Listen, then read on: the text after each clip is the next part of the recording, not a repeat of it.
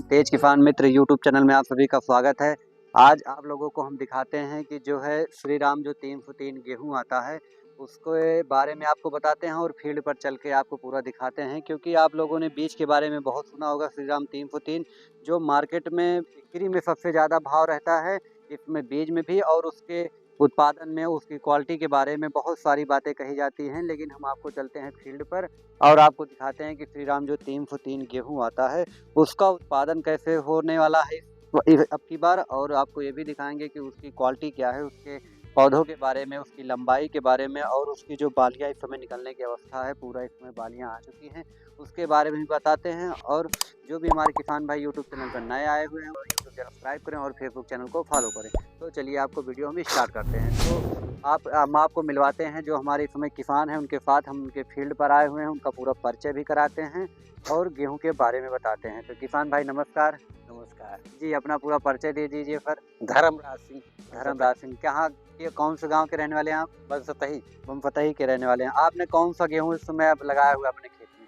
303 super 303 या super, ये super Shri Ram. 303 Shri Ram का जो गेहूं आता है वो आपने लगाया हुआ था। तो सुपर 303 जो आपने गेहूं लगाया हुआ है, इसमें आपने क्या क्वालिटी देखी? जैसे जब से आप बुआई किया, बुआई में आपने क्या देखा? जर्मिनेशन के बारे में आप बताइए। जर्मिनेशन बहुत सही रहा। जी जी, जर्मिनेशन भी इसका बहुत अच्छा रहा। और पौधों की जो संख्या है, जो कल्लों की संख्या है, उसके बारे में उसके बारे में पर्याप्त संख्या हो रही है। कितने कितने कल्ले हैं एक एक पौधे में?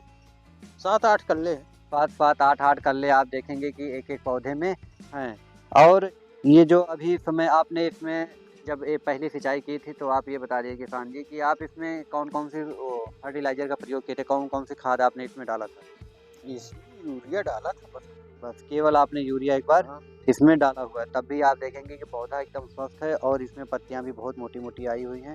तो एकदम ये समझ लीजिए कि ये गाले की अवस्था में पूरा एकदम भर के निकल चुका है, बालियां निकलना भी स्टार्ट हुई, बहुत सारी बालियां इसमें निकल भी चुकी हैं। बालियों की लंबाई आप देखेंगे तो बहुत ही ज़्यादा है और जो सामान्य गेहूँ होता है उसकी अपेक्षा जो श्री राम 303 आता है उसकी क्वालिटी भी बहुत ज़्यादा है। तो आपने इसमें सिंचाई कब की थी, कितनी बार अभी इसमें?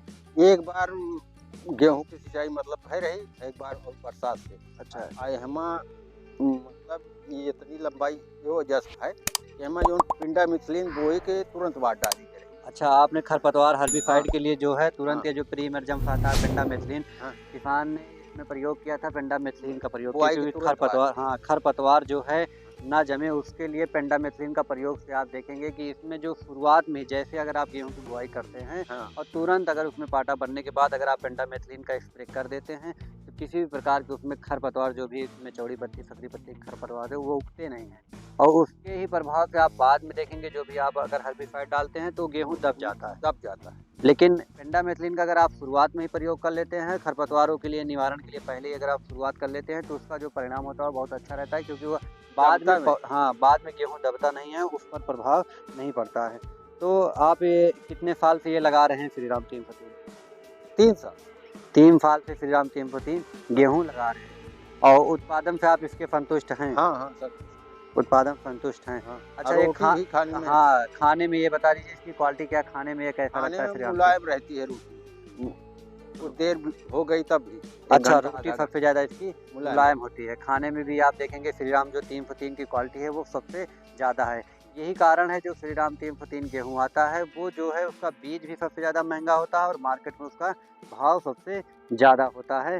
तो आप इस गेहूँ से पूरा संतुष्ट हैं? हाँ। अच्छा, जो भी हमारे किसान भाई अगर यूट्यूब चैनल पे देख रहे हैं उनके लिए आप क्या सलाह देना चाहते हैं कि आगे चल के अगर वो अपनी फसल पे लगाना चाहते हैं तो उनके लिए क्या आप कहना चाहते हैं? मतलब बुआई कर सकत है और 5-6 दिन पहले हो सकत है, हर गेहूं से 10 दिन पहले हो सकत है। अच्छा अच्छा, यह टाइम बात का है। भी इसमें है हाँ, कि अगर टाइम आप का इसको अगर अपनी खेत पे लगाते हैं तो ये पहले भी हो जाता है। अगर आप नॉर्मल गेहूँ लगाते हैं तो 30-40 दिन अगर इसकी लेट बुआई भी करें तो और अच्छा पैदावार होती है। जी जी जी जी, हाँ, दोनों तरीका अगर आप आगेती में बुआई कर लेते हैं तब भी उत्पादन अच्छा मिल अगेती में जाता है। कम ठीक रहा था, पछेती में ज्यादा ठीक पछेती में जो है ज़्यादा, अगर आप लेट भी बुआई करते हैं, दिसंबर लग जाता है मान लीजिए, तब भी आप श्री हाँ, राम बहुत 303 अच्छा गेहूँ का चयन कर सकते हैं। और श्री बड़ी राम बात। 303 गेहूँ आप बुआई कर सकते हैं, उत्पादन में कोई प्रभाव नहीं पड़ेगा और सभी के बराबर से पहले ही हो जाता है। हाँ, और 300 एक ही सिंचाई कम से कम 25 दिन के अंदर होनी चाहिए। जी जी जी, हाँ, जैसे किसान भाई हमारे बता रहे हैं कि जो इसकी पहली सिंचाई अगर आप करें 25 दिन के अंदर वो 25 दिन के अंदर ही पहली सिंचाई कर लें। अगर पहली सिंचाई समय से आप कर लेते हैं तो उसमें हाँ, टिलरिंग की जो संख्या, जो कल्लों की हाँ, संख्या है वो सही सबसे निकलती है। ज़्यादा होगी। ये अगर उसमें इस कल्लों की संख्या ज़्यादा होगी, सबसे ज़्यादा होगी, तो आप देखेंगे कि जो है हुँ, उसका उत्पादन भी आप डबल ले सकते हैं। चलिए किसान भाई, आपसे बात करके बहुत अच्छा लगा। आप सभी किसान भाइयों का बहुत-बहुत धन्यवाद। यह हम यही देखते हैं।